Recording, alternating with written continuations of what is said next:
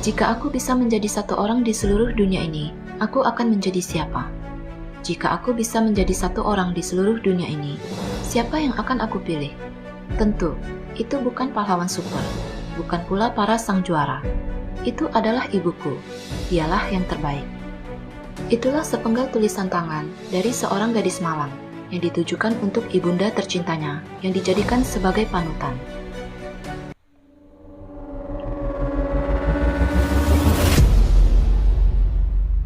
It's Jejelisius Story Time. Halo teman-teman, gimana kabar kalian semua? Semoga sehat dan bahagia selalu ya. Di video kali ini, JST akan menceritakan sebuah kasus yang berasal dari negara Amerika Serikat. Seperti apakah kasusnya? Yuk kita mulai!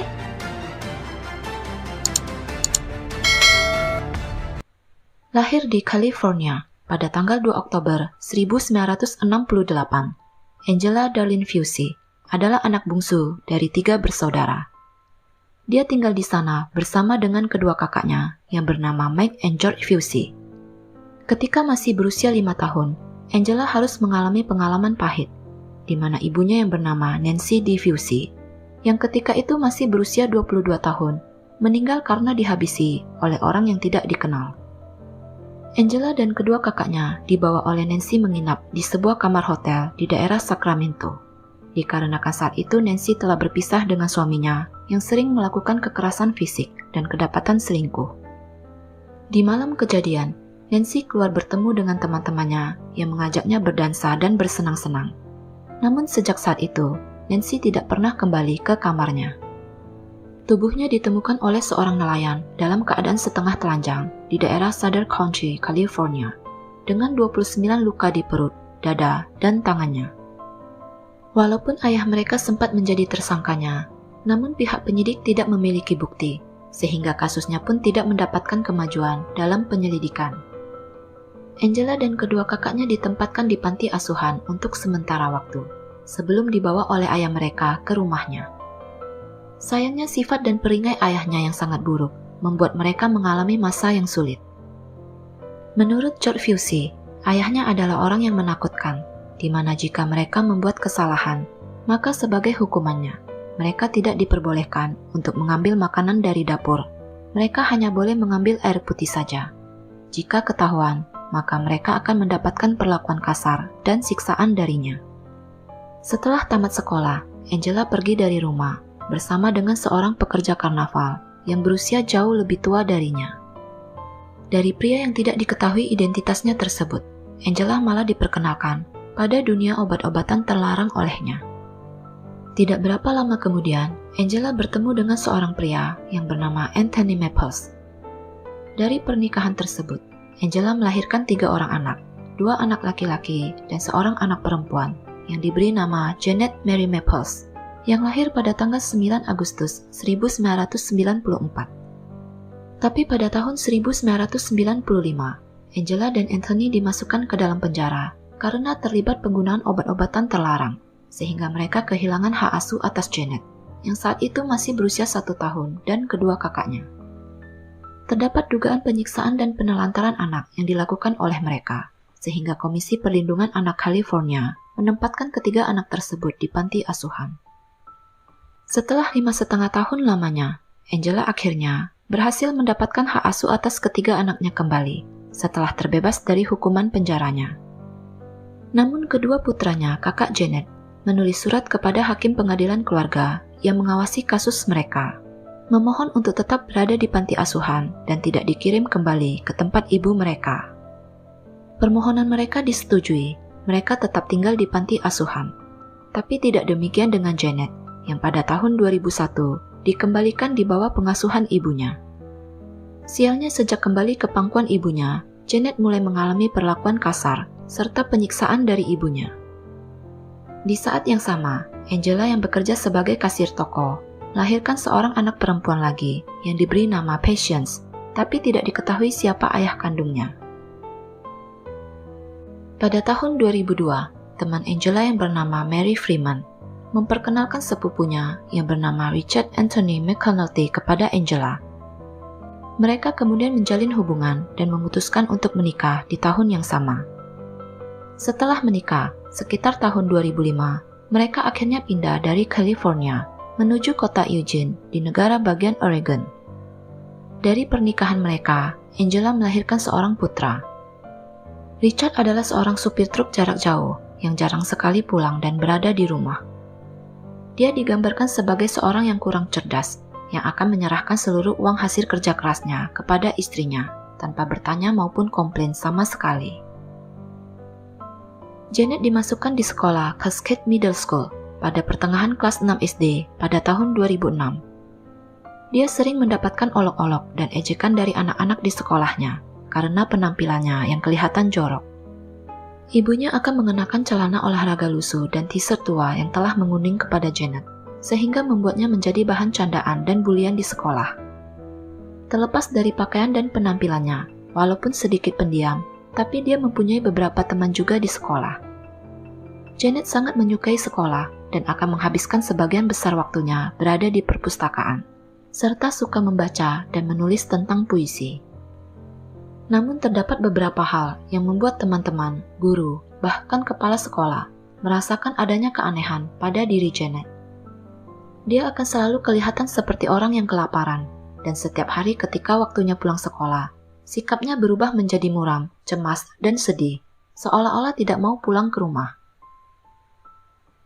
Semua mengetahui tentang sifat ibu Janet yang tegas dan sedikit menakutkan. Angela tidak mengizinkan teman-teman Janet menelponnya, atau membiarkan Janet mengunjungi rumah mereka, apalagi mengundang mereka datang ke rumah. Angela digambarkan sebagai seorang wanita yang akan membuat anak-anaknya terisolasi dari dunia luar. Walaupun dia mendapatkan penyiksaan dari ibunya, namun Janet berusaha sebisa mungkin untuk menutupinya. Dia takut dan tidak mau jika ketahuan banyak orang, malah akan membuat penyiksaan yang dialaminya semakin meningkat dan bertambah parah. Tapi tentu saja, sepandai-pandainya dia menutupinya, tetap akan ketahuan juga. Misalnya saat dia menggunakan pakaian olahraganya, teman-teman melihat banyak luka memar pada kaki dan perutnya. Namun Janet berkata bahwa dia terjatuh sehingga terluka. Pada tahun 2007, saat berada di kelas 1 SMP, salah satu temannya yang bernama Amber Davis mendesak Janet untuk menceritakan apa yang telah terjadi kepadanya. Janet akhirnya mengaku telah mengalami pemukulan dan siksaan yang dilakukan oleh ibunya. Amber menyuruhnya untuk mendapatkan bantuan, tapi Janet khawatir hal tersebut malah akan membuat ibunya bertambah marah kepadanya. Dia takut keadaan akan bertambah buruk, terutama kalau sampai ibunya mengeluarkannya dari sekolah. Holly Sims, ibu Amber, yang mendengar hal tersebut dari anaknya, segera menelpon ke Komisi Perlindungan Anak di kota Eugene dan memberitahukan kejadian yang telah menimpa Janet.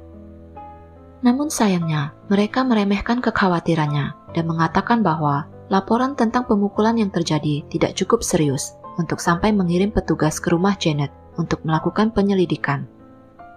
Karena laporannya tidak mendapatkan respon yang baik, Sims pun menyuruh anaknya untuk memberitahukan hal tersebut kepada pihak sekolah. Saat diinterogasi dan didesak oleh gurunya, akhirnya Janet mengakui telah mendapatkan perlakuan kasar dari ibunya. Gurunya yang khawatir akan keselamatannya segera melaporkan hal tersebut kepada Komisi Perlindungan Anak yang kemudian mendatangkan petugas ke rumah untuk mengecek keadaan Janet. Namun sayangnya, mereka percaya begitu saja ketika Angela mengatakan bahwa semua itu tidak benar. Dia tidak pernah memperlakukan anak-anaknya dengan kasar. Dia bahkan mengatakan bahwa Janet adalah seorang pembohong yang berperilaku kompulsif. Sayangnya mereka percaya dan pergi meninggalkan rumah Angela begitu saja tanpa melakukan tindakan apapun. Karena takut orang akan semakin curiga kepadanya, akhirnya setelah Janet lulus dari kelas 2 SMP pada musim semi tahun 2008, Angela pun mengeluarkan Janet dari sekolahnya dengan alasan Angela akan diberikan pendidikan di rumah saja. Sejak saat itu, Janet pun diasingkan dari dunia luar. Tidak ada yang mengetahui tentang keadaannya lagi. Sementara saudara-saudara lainnya tetap bersekolah, mereka tampak sehat dan hidup bahagia. Pada bulan Agustus tahun 2009, Richard McAnulty dilarikan ke rumah sakit di California untuk menjalani operasi jantung yang dideritanya. Angela membawa anak-anaknya ke rumah sakit untuk menjenguknya. pihak keluarga Richard mulai memperhatikan Janet yang kelihatan sangat pendiam, kurus, dan terlihat lemah, terutama kesehatannya yang kelihatan jauh lebih buruk lagi. Nenek tirinya yang bernama Lynn McConaughey merasa sangat khawatir kepada Janet yang kelihatan sangat kurus dengan rambut yang telah dipotong dan berpenampilan buruk. Ketika Lynn bertanya apa yang telah terjadi kepada Janet dan menyarankan agar Angela segera membawanya ke rumah sakit untuk dilakukan pengecekan, Angela menolaknya dan mengatakan Janet tidak apa-apa, tidak ada yang perlu dikhawatirkan. Beberapa minggu kemudian, Lynn menelpon Komisi Perlindungan Anak perihal apa yang sedang terjadi kepada Janet. Namun dia tidak memberikan nama aslinya dan mengaku sebagai salah satu tetangganya Angela. Karena dia tidak mau mengambil resiko ketahuan oleh Angela, sehingga nanti dia tidak akan diizinkan untuk datang ke rumah untuk melihat keadaan Janet lagi. Pihak komisi mengatakan mungkin Janet mengalami masalah kesehatan dan terkena anoreksia, serta memberitahukan kepadanya bahwa mereka akan datang untuk memeriksanya. Namun sepertinya itu tidak pernah terjadi. Mereka tidak pernah ke rumah Angela sama sekali. Dalam 4 bulan terakhir, Lynn beberapa kali mengunjungi rumah anaknya untuk melihat Janet, dan setiap kali setelah ke sana, dia selalu menelpon Komisi Perlindungan Anak, namun selalu diabaikan dan tidak mendapatkan respon apapun. Terakhir kali Lynn melihat Janet adalah pada bulan Oktober 2009, di mana saat itu dia diizinkan masuk untuk melihat keadaan Janet, yang kala itu sedang dihukum menghadap tembok oleh ibunya. Janet kelihatan sangat tidak normal untuk gadis remaja seusianya. Dia kelihatan sangat kecil dan kurus sekali. Satu lagi yang sangat menarik perhatiannya adalah bibir Janet yang kelihatan terpecah menjadi 2 bagian akibat luka yang dideritanya. Ketika ditanya, Angela mengatakan bahwa itu diakibatkan oleh Janet yang terjatuh, sehingga bibirnya terluka. Namun Lynn tentu saja tidak mempercayainya begitu saja, karena luka pada bibir tersebut tentu saja bukan akibat luka terjatuh biasa saja, tapi seolah-olah seperti disengaja, ataupun terjadi akibat luka pukulan yang terus-menerus. Setelah pergi dari rumah Angela, Lynn kembali mencoba mencari bantuan. Namun sama seperti sebelumnya, tidak ada tanggapan positif sama sekali dari Komisi Perlindungan Anak. Pada tanggal 9 Desember 2009, Lynn menerima telepon dari Angela yang mengatakan bahwa telah terjadi sesuatu yang buruk terhadap Janet. Dengan panik Angela mengatakan badan Janet dingin dan dia tidak dapat membangunkannya. Lynn menyuruhnya untuk menelpon 911, tapi Angela menolaknya dan mengatakan bahwa dia tidak mau masuk penjara. Lynn kemudian meminta Angela untuk menyambungkan teleponnya kepada Richard, yang kala itu sedang beristirahat di rumah karena masih dalam masa pemulihan operasi jantungnya. Begitu Richard berbicara di telepon, Lynn mengatakan kepadanya untuk menelpon 911 atau dia akan datang ke rumah dengan polisi. Beberapa saat kemudian, Lynn kembali menelpon dan Angela mengaku kepadanya bahwa dia telah memukuli Janet dan mencambuknya sebelum Janet tidak sadarkan diri. Sekitar pukul 8 malam, Angela menelpon ke 911, meminta tolong agar dikirimkan ambulan karena anaknya yang berumur 15 tahun tidak bernafas. Ketika polisi dan para medis tiba, mereka terkejut menemukan seorang gadis kurus kecil dengan rambut yang basah, tergeletak tidak sadarkan diri, dan terluka di dalam kamar mandi. Mereka bahkan tidak percaya anak tersebut berumur 15 tahun, karena tubuh Janet yang kurus kering, kekurangan gizi, terlihat sangat kecil untuk anak seusianya. Bahkan semua tulang-tulangnya kelihatan sangat jelas di balik kulitnya. Gadis tersebut telanjang sebatas pinggang ke atas dengan luka di hampir sekujur tubuh dan wajahnya. Terdapat luka benturan pada kaki dan punggungnya, luka di atas matanya, wajah yang memar. Semua gigi depannya patah hingga kelihatan gusinya. Terdapat luka pada kepalanya yang dibalut oleh perban yang kotor, serta banyak luka bekas sabetan di bagian pinggul yang menyebabkan kulit dan dagingnya terlepas sampai kelihatan tulang. Ketika ditanya oleh para medis, Angela hanya mengatakan bahwa Janet terjatuh dan tadi dia kelihatan baik-baik saja sebelum tidak sadarkan diri. Para medis yang berada di lokasi melihat perilaku Angela yang kelihatan sangat aneh saat itu. Dia awalnya menangis, kemudian marah-marah tidak jelas, dan bahkan tertawa beberapa kali.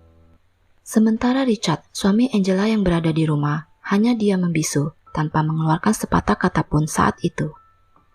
Janet yang ditemukan tidak bernafas dan juga tidak terdapat denyut nadi ketika diperiksa, segera dilarikan ke rumah sakit oleh para medis. Mereka memberikan tabung oksigen untuk membantunya bernafas, serta berusaha melakukan CPR. Namun terlepas dari usaha terbaik mereka untuk menyelamatkan gadis malang tersebut, Janet dinyatakan meninggal dunia oleh Dr. Elizabeth Hilton pada pukul 20:42 malam itu juga. Ketika ditanya, Angela mengatakan bahwa Janet adalah anak sehat yang tidak memiliki catatan medis sebelumnya. Dia bahkan menambahkan bahwa Janet tetap diberikan makanan, hanya saja memang dari sananya sudah kurus. Di dalam penggeledahan yang dilakukan di rumah McAnulty, ditemukan banyak sekali bukti yang diperlukan polisi untuk menahan Angela dan Richard McAnulty. Pada malam itu juga, mereka berdua ditangkap oleh polisi dengan dakwaan penelantaran, penganiayaan, dan penyiksaan yang disengaja. Awalnya Richard memberitahukan kepada ibunya bahwa dialah yang telah mencambuk dan melakukan semua siksaan terhadap Janet. Namun Lynn tidak mempercayainya dan menyuruhnya untuk mengatakan hal yang sejujurnya. Dia tahu anaknya bersalah karena mengetahui apa yang telah terjadi kepada Janet. Namun dia tidak berusaha melindungi dan melaporkannya kepada pihak berwajib. Tapi tentu saja Lynn tidak mau Richard melindungi istrinya dan mengakui sesuatu yang tidak dilakukannya. Richard juga memberitahukan kepadanya bahwa 5 hari sebelum meninggal, dia melihat Janet minum dari air toilet. Ketika ditanya oleh detektif Aaron Horbeck dari Lane County Sheriff di ruang interogasi tentang luka yang dialami oleh Janet, Angela awalnya hanya mengatakan, "Aku tidak tahu." Akan tetapi setelah didesak lebih lanjut tentang tali pinggang dan beberapa macam alat yang digunakan untuk menyiksa Janet yang ditemukan di dalam rumah, akhirnya dia merubah pernyataannya dengan mengatakan suaminya lah yang telah melakukan itu semua. Sementara itu, Richard yang berada di ruang interogasi lain ketika diberitahukan bahwa istrinya menyalahkannya dan mengatakan bahwa dialah pelakunya, akhirnya dia pun tidak tahan dan membeberkan semua kejadian sebenarnya yang terjadi terhadap anak tirinya tersebut. Dia mengatakan ketika Janet memohon kepada ibunya untuk berhenti memukulinya, bukannya berhenti, Angela malah akan memukulnya dengan lebih keras lagi, karena dia menganggap permintaan anaknya merupakan tindakan yang salah dan tidak boleh dilakukan olehnya. Richard juga mengatakan bahwa Angela telah memintanya untuk mengakui kesalahan tersebut, dengan harapan Richard akan diberikan keringanan hukuman mengingat penyakit yang sedang dideritanya. Namun sebagai konsekuensi atas pengakuannya tersebut, Richard secara resmi dinyatakan bersalah dan ditahan karena dianggap telah menjadi kaki tangan Angela dan tidak melakukan apapun untuk menghentikan penyiksaan yang terjadi terhadap Janet.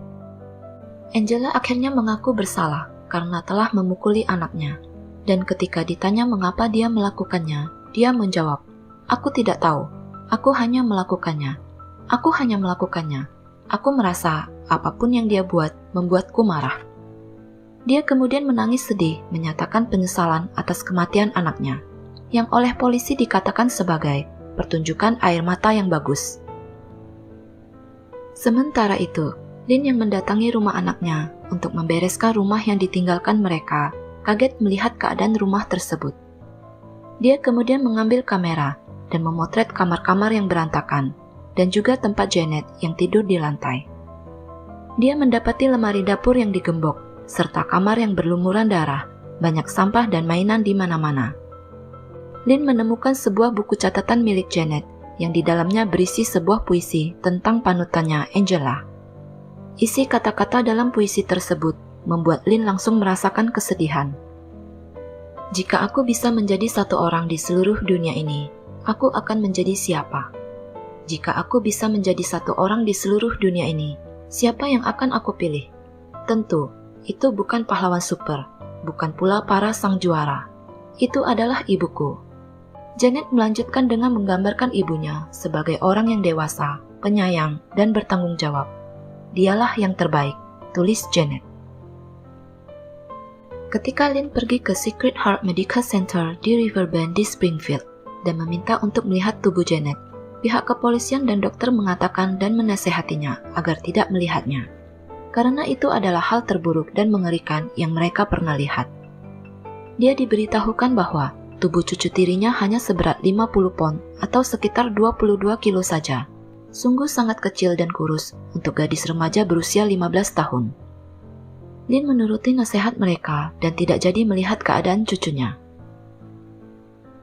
Angela dan Richard akhirnya didakwa atas pembunuhan dengan kekerasan terhadap anak mereka, Janet McAnulty. Penuntut umum menuntut Richard dengan hukuman penjara minimal 30 tahun sampai dengan seumur hidup. Sedangkan untuk Angela, mereka mengajukan tuntutan hukuman mati. Kasusnya yang dilimpahkan ke pengadilan mendapatkan banyak perhatian dari pihak media, di mana mereka menyebutnya sebagai ibu yang jahat, yang menelantarkan dan menyiksa putri kandungnya sendiri. Di hari pertama persidangan yang diadakan pada tanggal 1 Februari 2011 di pengadilan Lane County Circuit Court, Angela memasuki ruangan dengan menangis terseduh-seduh dan mengaku bersalah atas pembunuhan yang dilakukan terhadap anaknya. Atas pengakuannya, persidangan pun berlanjut ke tahap selanjutnya, yakni pemberian hukuman oleh hakim dan para juri. Di dalam persidangan, jaksa penuntut menunjukkan banyak sekali bukti-bukti yang diperlukan dalam upayanya untuk memberikan hukuman berat kepada Angela. Dari hasil otopsi diketahui bahwa tubuh Janet mengalami banyak sekali kerusakan, dan bahkan mereka tidak dapat menentukan secara pasti luka mana yang menjadi penyebab kematiannya. Janet mengalami apa yang disebut sebagai kelaparan yang berkepanjangan, yang sangat parah yang menyebabkannya tidak memiliki lemak dan sangat sedikit jaringan otot yang tersisa di tubuhnya. Kelaparan dan dehidrasi yang dialaminya sangatlah fatal dan menyebabkan tubuhnya tidak sanggup lagi menerima siksaan yang diberikan kepadanya secara terus-menerus. Setidaknya terdapat 200 cedera di sekujur tubuh Janet. Banyak yang disebabkan oleh pukulan benda tumpul dengan ujung yang lurus. Banyak dari cedera tersebut mengalami infeksi yang bahkan beberapa sampai ke tulangnya. Janet juga menderita radang paru-paru yang menyebabkan banyak bakteri yang masuk ke dalam aliran darahnya. Terdapat pendarahan pada otaknya yang disebabkan oleh pukulan berulang-ulang pada kepalanya. Bibirnya yang cacat diakibatkan oleh ibunya yang meninju dan memukulnya berkali-kali hingga membutuhkan jahitan. Namun tentu dia tidak diberikan perawatan medis, sehingga lukanya hanya akan sembuh sendiri dari bagian dalam menuju keluar bibir yang menyebabkan kecacatan dan terlihat tidak normal. Di dalam kesaksiannya di pengadilan, Richard mengatakan bahwa dikarenakan Janet sangat membutuhkan air, dia sampai harus minum air dari toilet ataupun dari mangkuk anjing. Sebelum keluar rumah, Angela akan menghitung semua barang yang ada di dalam lemari pendingin, mencabut semua keran dan menyimpannya agar Janet tidak mendapatkan minuman. Semua lemari di dalam rumah dikunci, terutama lemari di dapur, dan hanya Angela yang memiliki kuncinya. Dia juga memaksa Janet mengenakan kemeja lengan panjang dan celana panjang untuk menyembunyikan lukanya.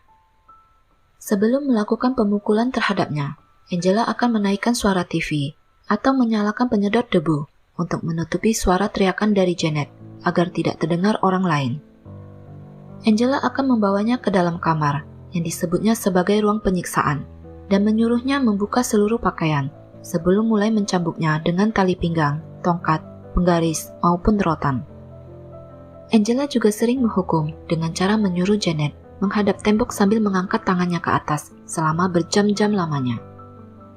Angela juga sering menginjak salah satu kakinya, sehingga Janet hanya bisa berdiri menggunakan satu kaki saja akibat sakit pada kaki yang bekas diinjak. Angela akan mengambil kotoran anjing di taman dan mengusapkannya ke wajah Janet, serta memasukkannya ke dalam mulutnya secara paksa. Terjadi infeksi pada pinggulnya akibat terkena pukulan secara berulang-ulang pada tempat yang sama. Alih-alih memberikan perawatan medis, Angela akan mengambil pisau dan memotong bagian daging yang telah mati tersebut, sehingga tulang pinggulnya sampai kelihatan. Akibat luka berdarah yang dideritanya, Angela memaksanya untuk tidur di atas lembaran kardus di lantai, agar darahnya tidak akan mengenai dan meresap ke dalam karpet. Dari hasil penggeledahan yang dilakukan di rumahnya, polisi berhasil menemukan berbagai bukti yang dihadirkan di dalam pengadilan. Polisi menemukan 2 ikat pinggang kaku dengan darah yang telah mengering di atasnya, sebuah ranting pohon bergerigi, serta penggaris kayu yang telah patah dan bernoda merah. Di dalam kamar horor tersebut, polisi mendapati banyak darah dan potongan daging yang berceceran di mana-mana. Karpet dan kardus tempat tidur berdarah Janet juga dibawa sebagai barang bukti. Adik perempuan tiri Janet yang bernama Patience, yang telah berusia 13 tahun, memberikan kesaksiannya di pengadilan dengan mengatakan bahwa pemukulan terhadap Janet dimulai sejak awal dia dikembalikan ke dalam asuhan Angela, di mana saat itu dia baru berusia sekitar 7 tahun. Dia memberitahu kepada juri bahwa ketika ibunya menikah dengan Richard, Janet ditempatkan di kamar tidur yang berada di belakang rumah, di mana dia tidak diizinkan untuk berbicara dengan siapapun. Ibunya tidak ingin Janet menjadi bagian dari keluarga mereka. Selain melarangnya untuk makan dan minum, kakaknya juga dipukul dengan sepatu dan ditampar dengan menggunakan punggung tangan. Dan jika mereka mencoba untuk memberikan pertolongan kepadanya, itu malah akan menyebabkan Janet mendapatkan lebih banyak pukulan lagi. Hanya Janet yang mendapatkan perlakuan kasar, sedangkan anak yang lainnya tidak.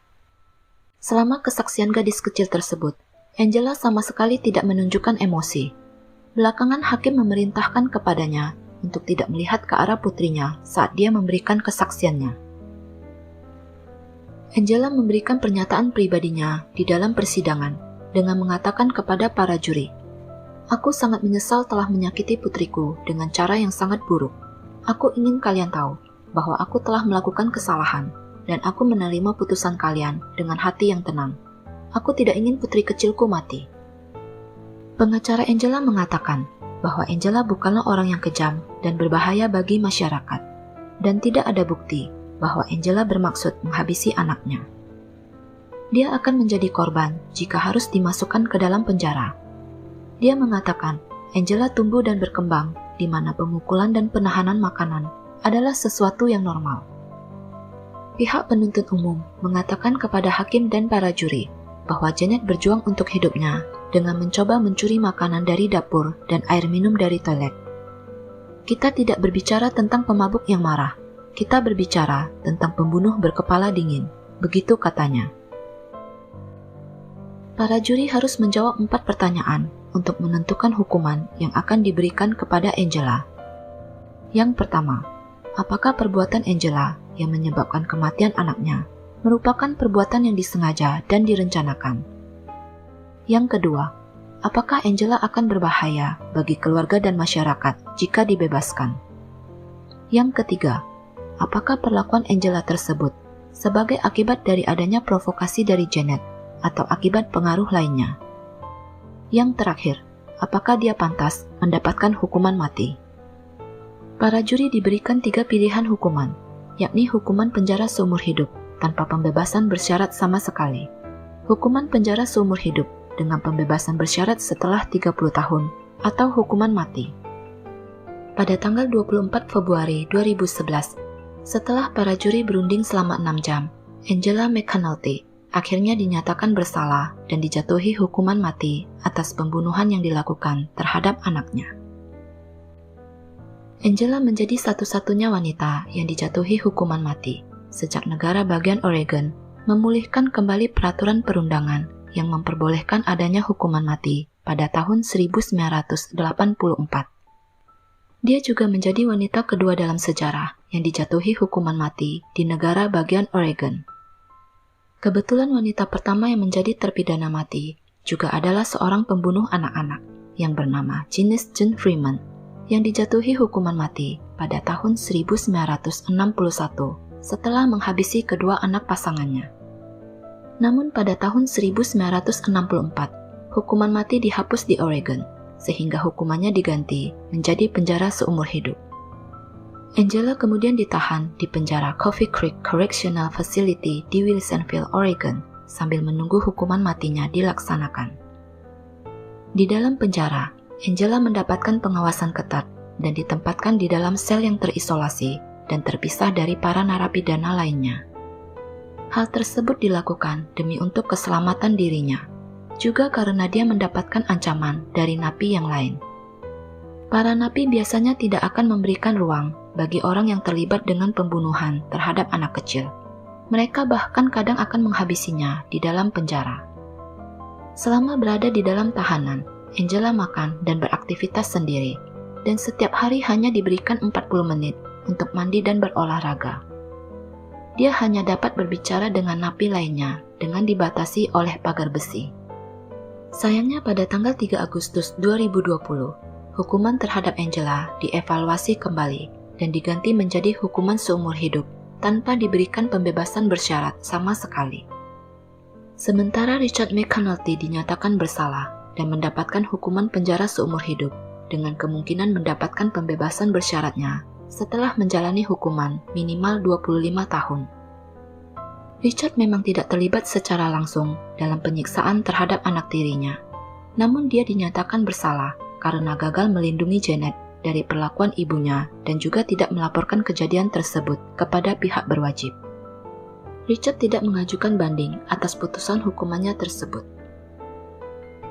Sementara itu, Anthony Maples, ayah biologis Janet, yang telah 10 tahun tidak bertemu dengan putrinya, mengetahui berita tentang kematian anaknya dari seorang pekerja sosial. Dia mengungkapkan kesedihannya dan tidak menyangka mantan istrinya bakal melakukan hal sekejam itu kepada anaknya. Dia yang telah pulih dari kecanduan narkobanya dan mulai mencoba mencari putrinya, namun terlambat sudah, putri kecilnya telah tiada. Tidak jelas apa yang menjadi pemicu kekerasan yang dilakukan Angela terhadap anak kandungnya sendiri, dan juga sulit memahami bagaimana seseorang dapat berbuat sekeji itu terhadap orang yang tidak bersalah, apalagi terhadap anak sendiri.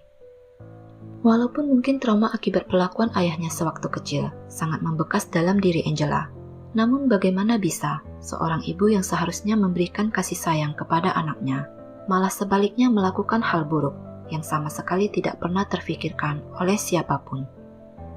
Tidak terbayangkan rasa sakit yang dirasakan oleh Janet yang mendapatkan penyiksaan setiap harinya. Bayangkan bagaimana rasanya kulit dan daging yang diiris secara paksa hingga kelihatan tulangnya. Ditelantarkan oleh orang tua, pastilah sangat menyedihkan. Namun mengalami penyiksaan secara mental dan fisik selama bertahun-tahun, sangatlah di luar batas peri kemanusiaan. Bahkan mungkin hukuman mati saja masih belum cukup setimpal dengan segala yang telah dilakukannya. Bingung bagaimana menjelaskan tentang seorang ibu yang berhati keji seperti itu. Demikianlah cerita menyedihkan yang terjadi terhadap seorang gadis malang, Janet Mary Maples. Bagaimana menurut pendapat teman-teman JST tentang kasus ini? Kira-kira apa julukan yang paling tepat untuk ibu yang satu ini ya? Jangan lupa tulis di kolom komentar ya. Mohon maaf jika ada kata-kata yang salah dan tidak berkenan. Apabila suka dengan cerita ini, tolong bantu di like, share, dan subscribe ya.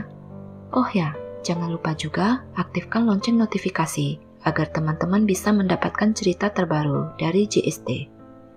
Akhir kata, stay safe, stay healthy, stay at JST. See you on next Jejelicious Stories. Bye-bye.